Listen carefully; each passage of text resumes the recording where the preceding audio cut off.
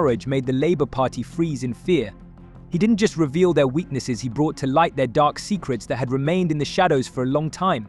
When he talked about betrayal, such fury rose in his voice that it could break any confidence within the party. Every fact, every argument of Farage broke the web of lies and self-deception. Labour, who thought they could ignore this reality, suddenly found themselves trapped in a corner, with no way to justify themselves. He questioned their empathy, their loyalty, revealing flaws that no one dared to name out loud. Now Keir Starmer and his team have to defend themselves. You came to Britain illegally. During the last Labour government, your feet didn't touch the sides. You were gone, you were out. Indeed, in the last year of the Labour government, from 2009 to 10, 50,000 people who came here illegally were deported. Now, none of that happens anymore. It didn't happen under 14 years of Conservatives, and it clearly isn't going to happen under this Labour government. And I wonder why. I think you'll find it's the increased role of a court overseas that was set up in the wake of World War II with the very, very best of intentions that has now completely outlived its usefulness. The silence of the Labour Party is not just a manifestation of indifference to the fate of the people, it is a clever strategy designed to hide our eyes from the harsh realities that arise from their thoughtless policies. We are plunging into a storm of catastrophic changes. Farage openly declares this is not just a change, this is a real crisis. But can we realize how serious it really is? More than 700,000 migrants chose the UK as their new home last year alone. And well, as if nothing had happened, the Labour Party remains silent. They pretend that they do not hear the calls, do not notice the reality. Farage accuses them of hypocrisy. They promised the people one thing, but having crossed the threshold of power, they completely forgot about their words. Instead of fulfilling their promises, they only aggravated the problems they so loudly declared against. We're in much deeper trouble than anybody on either front bench dares to admit. It's a reality we should all face. And I have to say that, for a Labour Party that couldn't define what a woman was, couldn't define what a working person was, well, after today, I'm pretty convinced they can't define what economic growth is. Thank you. The full force of the burden that will fall on our schools, housing, and the National Health Service leaves no doubt about the need for drastic measures. To prevent a catastrophe, the country urgently needs strict restrictions on migration. Britain must regain control of its borders, and it must happen immediately. Farage argues that the current immigration crisis is just the tip of the iceberg, the result of Labour's failures. He is ready to expose their incompetence by reporting on how their policies can ruin our society. With each new revelation, the self-control and authority of the Starmer and his team become only a ghost. When it comes to the budget, this is nothing less than the greatest betrayal of our people. Farage is not just criticizing their budget promises, he points to the systemic falsification of the financial plan, ridiculing their utopian fantasies of reforming the country.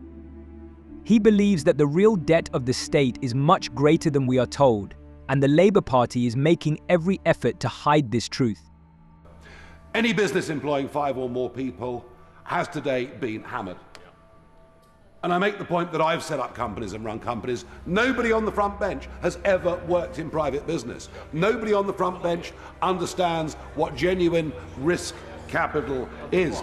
Our business secretary, from what I can make out, has never even had a job. But the most dismal part, no, I've had plenty of jobs. Well, apart from being in the European Parliament, which doesn't really count, obviously. But I got to tell you, what is dismal about this budget is the growth forecast.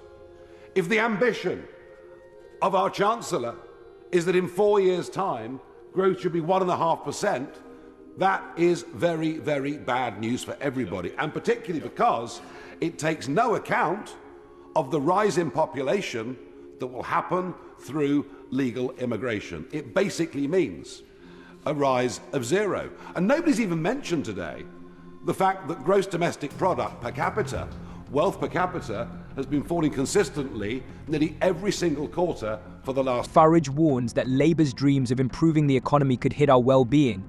Their wasteful spending can only lead to one result: we will become poorer.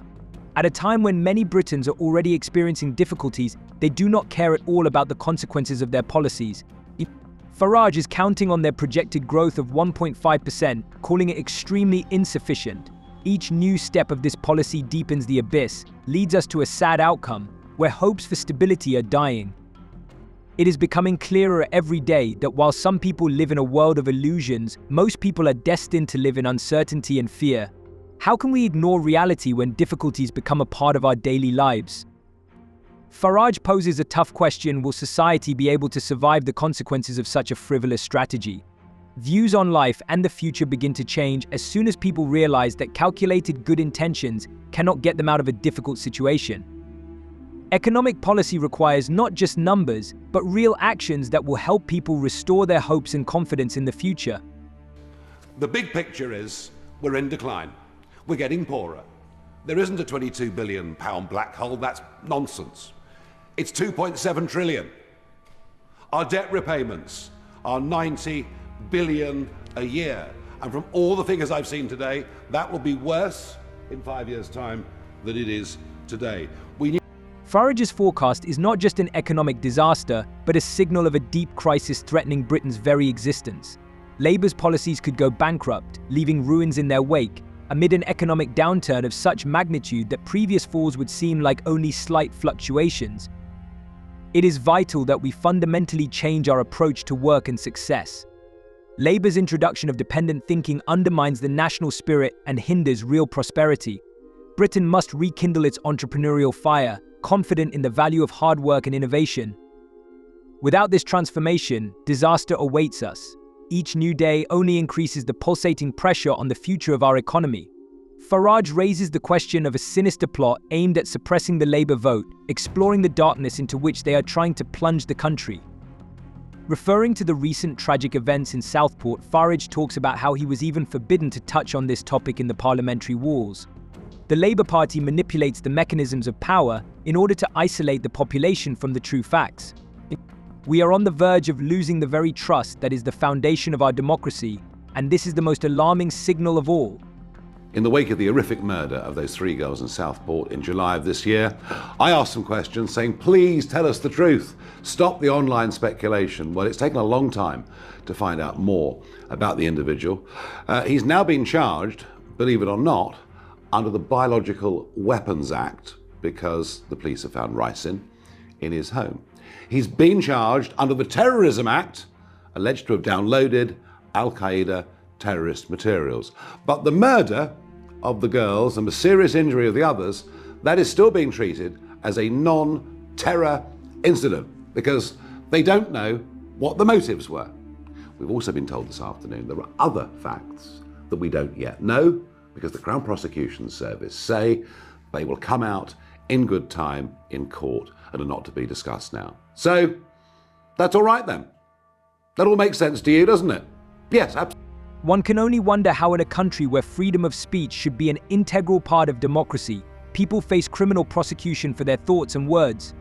Britain has reached a dead end where forbidden topics and unauthorized questions generate fear and quiet discontent.